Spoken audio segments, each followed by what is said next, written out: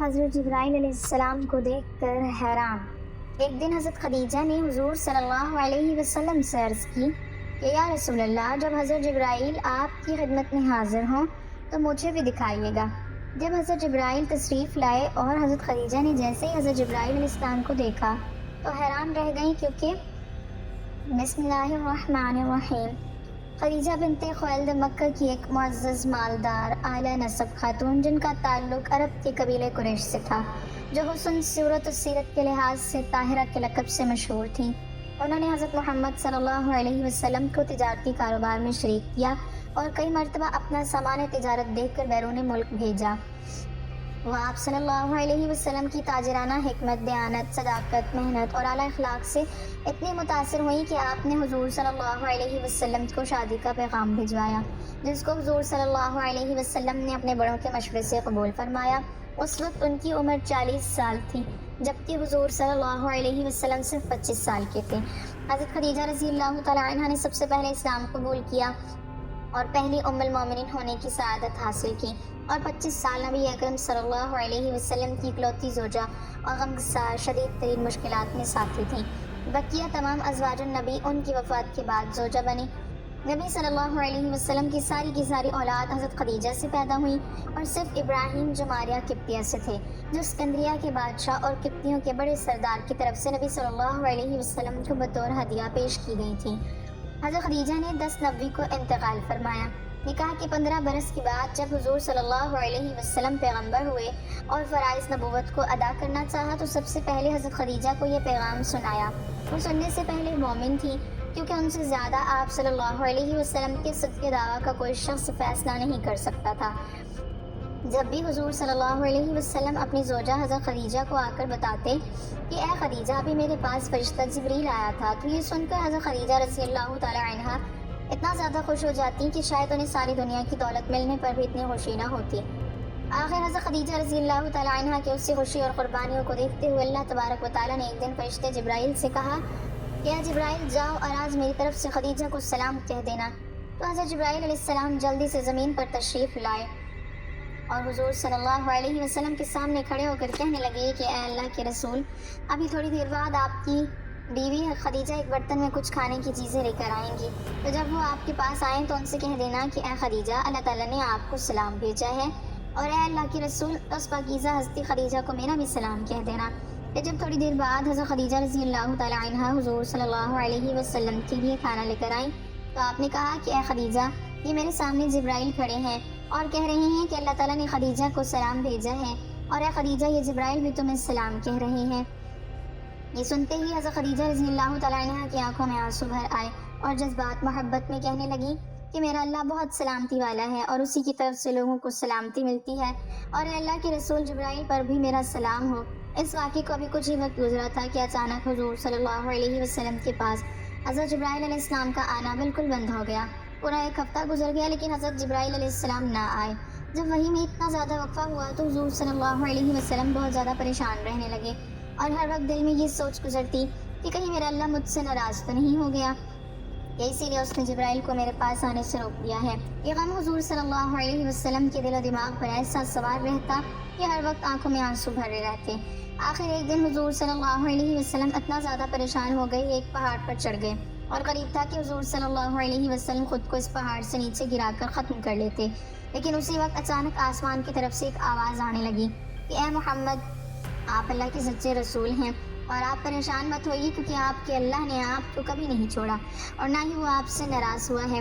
اس وقت حضور صلی اللہ علیہ وسلم کی پریشانی کو دیکھتے ہوئے آپ صلی اللہ علیہ وسلم پر سورۃ ضحیٰ نازل ہوئی کہ جس میں اللہ نے کہا کہ اے میرے پیارے رسول، آپ کی خوبصورتی کی اور قسم ہے اس کالی رات کی کہ جب وہ چھا جائے، یقیناً آپ نے اپنے آپ کو کبھی نہیں چھوڑا اور نہ ہی وہ آپ سے ناراض ہوا ہے۔ آپ پریشان مت ہوئیے، کیونکہ قیامت میں اللہ تعالیٰ آپ کو اتنی نعمتیں دے گا کہ آپ راضی ہو جائیں گے۔ اے میرے پیارے رسول، کیا اللہ نے آپ کو بچپن میں یتیم نہیں پایا تو اسی نے تو آپ کو اچھی جگہ پناہ دی، اور کیا اللہ نے آپ کو انجان نہیں پایا تو اسی نے تو آپ کو صحیح راستہ دکھایا، اور کیا اللہ نے آپ کو تنگ دست نہیں پایا تو اسی نے تو آپ کو بے نیاز کیا۔ تو اب آپ کا کام یہ ہے کہ آپ کسی یتیم کو کبھی نہ چھڑکیں اور کسی مانگنے والے کو کبھی نہ بھگائیں، اور جہاں تک ہو سکے اپنے رب کی نعمتوں کو بیان کرتے رہیں۔ ناظرین، یہ پوری صورت حضور صلی اللہ علیہ وسلم کے اوپر اس وقت نازل ہوئی کہ جب آپ مکہ کے ایک اونچے پہاڑ پر چڑھ کے خود کو نیچے گرا دینا چاہتے تھے۔ یہ واقعہ سیرت کی ہر کتاب میں لکھا ہوا ہے۔ اور پھر جب آپ صلی اللہ علیہ وسلم پر یہ وحی نازل ہوئی تو آپ کو اتنا زیادہ سکون ملا کہ آپ خوشی خوشی گھر واپس آئے اور اپنی بیوی حضرت خدیجہ کو ساری داستان سنائی اور وہ قرآن کی آیتیں بھی پڑھ کر سنائی تو حضرت خدیجہ رضی اللہ تعالی عنہ بھی بہت زیادہ خوش ہوئیں۔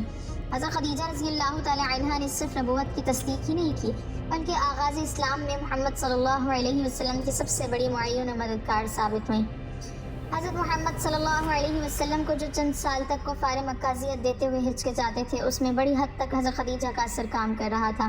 اوپر گزر چکا ہے کہ آغاز نبوت میں جب حضرت محمد صلی اللہ علیہ وسلم کی زبان سے یہ الفاظ نکلے کہ مجھ کو ڈر ہے کہ تو انہوں نے کہا آپ متردد نہ ہو، خدا آپ کا ساتھ نہیں چھوڑے گا۔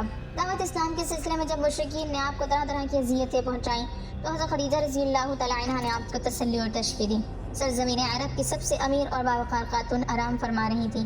خواب میں ایک روح پرور نظارہ دیکھتی ہیں کہ آسمان سے آفتاب ان کے گھر کے آنگن میں اتر آیا ہے، اس کے نور سے گھر روشن ہے۔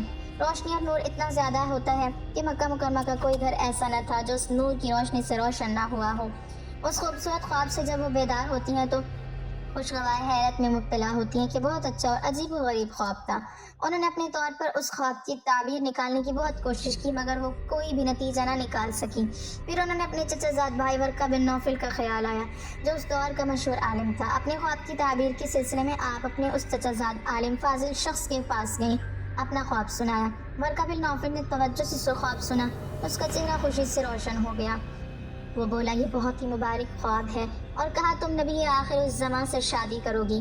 معزز خاتون کو بالکل یقین نہ آیا کہ کیا آخری نبی مجھے اپنی زوجیت میں لے لیں گے۔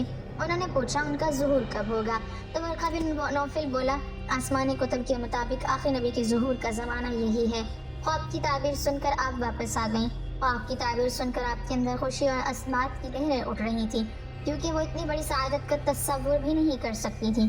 کائنات کی اس عظیم خاتون کا نام حضرت خدیجہ بنت خویلد رضی اللہ تعالی عنہ تھا جو سرزمین عرب کی عرب پتی خاتون تھیں۔ آپ حسین و جمیل اعلیٰ نسب سرزمین عرب کی بہت بڑی رئیسہ تھیں۔ قریش کے اکابرین و اشراف آپ کو کئی بار نکاح کی درخواست کر چکے تھے لیکن آپ ہر بار انکار کر دیتی۔ آپ کی ولادت 15 سال قبل عام الفیل قبیلہ بنو اسد میں ہوئی جو قریش کی ایک نہایت معزز شاخ تھی۔ ان کے والد خویلد بن اسد عرب کے امیر ترین انسانوں میں سے ایک تھے۔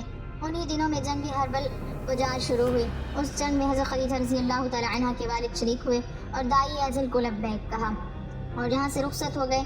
خاندانی پیشہ تجارت تھا۔ باپ کے مرنے کے بعد حضرت خدیجہ رضی اللہ تعالی عنہ نے کاروبار میں دلچسپی لینا شروع کر دی۔ ان دنوں حضرت محمد بن عبداللہ صلی اللہ علیہ وسلم کی پاکیزہ اخلاق کی گواہی مکہ کی ہر گلی کوچہ میں دے رہا تھا۔ آپ صلی اللہ علیہ وسلم کو امین کے لقب سے پکارا جاتا۔ حضرت خدیجہ کی حقیقت نواز نگاہیں بھی کسی ایسے ہی اعلیٰ فرد مقدس کی جستجو میں تھی۔ بسط ادب سامان تجارت ملک شام لے جانے کے لیے درخواست کی۔ آپ صلی اللہ علیہ وسلم کے چچا ابو طالب کے ذریعے معاملہ طے پایا گیا۔ حضرت خدیجہ رضی اللہ تعالی عنہ کا غلام میسرہ ساتھ بھیجا۔ اس تجارت سے پہلے کی نسبت دگنا منافع ہوا۔ واپسی پر غلام میسرہ کے کہنے پر نبی کریم صلی اللہ علیہ وسلم حضرت خدیجہ کو ملنے گئے تاکہ نفع کے بارے میں بتا سکیں۔ ظہر کا وقت تھا۔ حضرت خدیجہ رضی اللہ تعالی عنہ دوسری عورتوں کے ہمراہ بالا خانے میں بیٹھی تھیں۔ دیکھا کہ حضرت محمد بن عبداللہ صلی اللہ علیہ وسلم اپنے اونٹ پر تشریف لا رہے ہیں اور 2 فرشتے ادھر ادھر سایہ کیے ہوئے ہیں۔ یہ مسحور کن منظر دیکھ کر حضرت خدیجہ رضی اللہ تعالی عنہ حیران رہ گئیں۔ آپ کے ساتھ یہ عورتیں بھی حیران تھیں کہ اس چلچلاتی دھوپ میں سوائے آپ صلی اللہ علیہ وسلم کے اوپر سایہ کے اور کہیں نہیں تھا۔ جب آپ صلی اللہ علیہ وسلم آئے تو حضرت خدیجہ رضی اللہ تعالی عنہ نے دروازے پر استقبال کیا اور خوش آمدید کہا تو نبی کریم صلی اللہ علیہ وسلم نے سفر شام اور تجارتی منافع سے متعلق گفتگو کی۔ حضرت خدیجہ رضی اللہ تعالی عنہ آپ صلی اللہ علیہ وسلم کی ایمانداری اور اخلاق سے بہت متاثر ہوئیں اور طے شدہ منافع سے دگنا منافع آپ صلی اللہ علیہ وسلم کو پیش کیا۔ جب میسرہ آیا تو حضرت خدیجہ رضی اللہ تعالی عنہ نے بڑی حیرانگی سے کہا کہ محمد بن عبداللہ صلی اللہ علیہ وسلم کے اوپر سایہ تھا۔ تو وہ بولا میں نے شام کے سفر میں بہت کچھ دیکھا اور سنا۔ جب بھی ہمارا قافلہ چلتا اور دھوپ تیز ہوتی تو 2 فرشتے آپ صلی اللہ علیہ وسلم پر سایہ کرتے رہتے۔ میسرہ نے دوران سفر بہت سارے روح پرور واقعات کا ذکر کیا تو حضرت خدیجہ رضی اللہ تعالی عنہ کو اپنا وہ خواب یاد آ گیا اور سوچنے لگی کیا محمد بن عبداللہ صلی اللہ علیہ وسلم نبی آخر الزمان ہے؟ پھر جب حضرت خدیجہ رضی اللہ تعالیٰ عنہ نے اپنی صحیح نفیسہ کے ذریعے آپ صلی اللہ علیہ وسلم کو شادی کا پیغام بھیجا اور پھر آپ صلی اللہ علیہ وسلم کی ایما کر اکابرین خاندان کی موجودگی میں آپ صلی اللہ علیہ وسلم سے نکاح ہو گیا اور اپنا سارا مال نبی کریم صلی اللہ علیہ وسلم کے قدموں میں ڈال دیا کہ آپ صلی اللہ علیہ وسلم جس طرح چاہیں استعمال فرمائیں۔ حضرت خدیجہ رضی اللہ تعالیٰ عنہ کے پاس بے شمار باندیاں اور غلام تھے، لیکن آپ صلی اللہ علیہ وسلم کی محبت نے یہ گوارا نہ کیا کہ کوئی اور آپ صلی اللہ علیہ وسلم کی خدمت کرے۔ اس سعادت کو وہ خود سمیٹنا چاہتی تھیں۔ آپ صلی اللہ علیہ وسلم کا سارا کام وہ خود کرتی، امانت کا مزاج، دوسروں سے خدمت و ادب کروانا اور دوسروں سے اثار و قربانی طلب کرنا، لیکن جب کسی سے دل محبت ہو جائے تو معاملہ الٹ ہو جاتا ہے۔ اور جب حضور نبی کریم صلی اللہ علیہ وسلم نے نزول وحی کے بارے میں اپنی محبوبہ زوجہ محترمہ کو بتایا تو انہوں نے کہا بے شک آپ صلی اللہ علیہ وسلم سچ کہتے ہیں، اور جب اعلان نبوت فرمایا تو آپ فوراً ایمان لے آئیں۔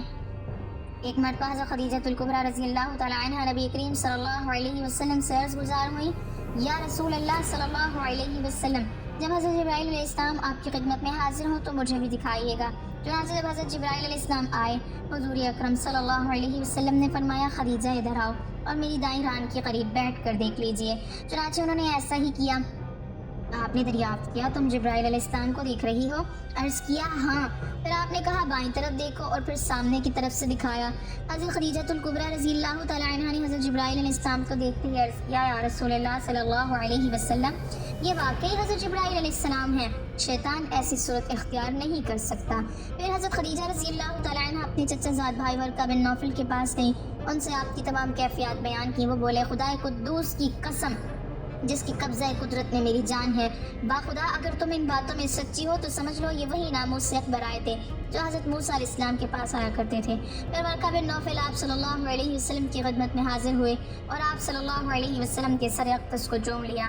اعلان نبوت کے 7ویں سال 7 نبوی میں کفار مکہ نے جب دیکھا کہ روز بروز مسلمانوں کی تعداد بڑھتی جا رہی ہے اور حضرت امیر حمزہ اور حضرت عمر فاروق رضی اللہ تعالیٰ عنہما جیسے بہادر آنے قریش بھی دامن اسلام میں آ گئے تو غیظ و غضب میں یہ لوگ آپس سے باہر ہو گئے، اور تمام سرداران قریش اور مکہ کے دوسرے کفار نے یہ اسکیم بنائی کہ حضور صلی اللہ علیہ وسلم اور آپ کے خاندان کا مکمل بائیکاٹ کر دیا جائے اور ان لوگوں کو کسی تنگ و تاریک جگہ میں محصور کر کے ان کا دانہ پانی بند کر دیا جائے تاکہ یہ لوگ مکمل طور پر تباہ و برباد ہو جائیں۔ چنانچہ اس خوفناک تجویز کے مطابق تمام قبائل قریش نے آپس میں یہ معاہدہ کیا کہ جب تک بنی ہاشم کے خاندان والے حضور صلی اللہ علیہ وسلم کو معاذ اللہ قتل کے لیے ہمارے حوالے نہ کر دیں، کوئی شخص بنو ہاشم کے خاندان سے شادی بیاہ نہ کرے، کوئی شخص ان لوگوں کے ہاتھ کسی قسم کا سامان کی خرید و فروخت نہ کرے، کوئی شخص ان لوگوں سے میل جول سلام و کلام اور ملاقات اور بات نہ کرے، کوئی شخص ان لوگوں کے پاس کھانے پینے کا کوئی سامان نہ جانے دے۔ منصور بن اکرمہ نے اس معاہدے کو لکھا اور تمام سردار قریش نے اس پر دستخط کر کے اس دستاویز کو کعبہ کے اندر آویزاں کر دیا۔ ابو طالب مجبوراً حضور اقدس صلی اللہ علیہ وسلم اور دوسرے تمام خاندان والوں کو لے کر پہاڑ کی اس گھاٹی میں جس کا نام شعیب بن طالب تھا پناہ گزین ہوئے۔ ابو لہب کے سوا خاندان بنو ہاشم کی کافروں نے بھی خاندانی حمیت و پاسداری کی بنا پر اس معاملے میں حضور صلی اللہ علیہ وسلم کا ساتھ دیا اور سب کے سب پہاڑ کے اس تنگ و تاریک درے میں محصور رہ کر قیدیوں کی زندگی بسر کرنے لگے۔ اور یہ 3 برس کا زمانہ اتنا سخت اور کٹھن گزرا کہ بنو ہاشم درختوں کے پتے اور سوکھے چمڑے پکا پکا کر کھاتے تھے اور ان کے بچے بھوک پیاس کی شدت سے تڑپ تڑپ کر دن رات رویا کرتے تھے۔ سنگ دل اور ظالم کافروں نے ہر طرح پہرا بٹھا رکھا تھا کہ کہیں سے بھی گھاٹی کے اندر دانا پانی نہ جانے پائے۔ یہاں محصوری کے عرصے میں حضرت خدیجہ الکبریٰ رضی اللہ تعالیٰ عنہ کی صحت بہت متاثر ہوئی کیونکہ آپ نے ساری عمر آرام و راحت میں ملکہ کی طرح گزاری تھی۔ یہاں کی مشکلات نازک جسم برداشت نہ کر سکا، شدید بیمار پڑ گئیں۔ پیارے آقا صلی اللہ علیہ وسلم نے علاج دل جوئی میں کوئی کسر نہ اٹھا رکھی، مگر وقت معین آ گیا تھا۔ رمضان المبارک 10 نبی میں آپ صلی اللہ علیہ وسلم کی محبوب زوجہ محترمہ نے اس دنیا سے منہ موڑ لیا اور اپنے رحیم کریم شوہر اور امام الانبیاء صلی اللہ علیہ وسلم کے سامنے دم توڑ دیا۔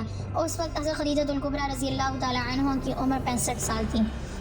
حضور صلی اللہ علیہ وسلم نے اس سال کو عام الحزن یعنی غم کا سال قرار دیا۔ نبی کریم صلی اللہ علیہ وسلم اپنی محبوب بیوی کو قبر مبارک میں اتارنے کے لیے خود قبر میں اترے اور اپنے ہاتھوں سے اپنے غم خوار اور محبوب بیوی کو سپرد خاک کیا۔ اللہ تعالیٰ ہمیں دین کی مکمل سمجھ نصیب فرمائے اور ہمارا خاتمہ ایمان پر فرمائے، آمین۔ ناظرین، کمنٹ باکس میں اللہ تعالیٰ کے 99 ناموں میں سے ایک نام ضرور ٹائپ کریں۔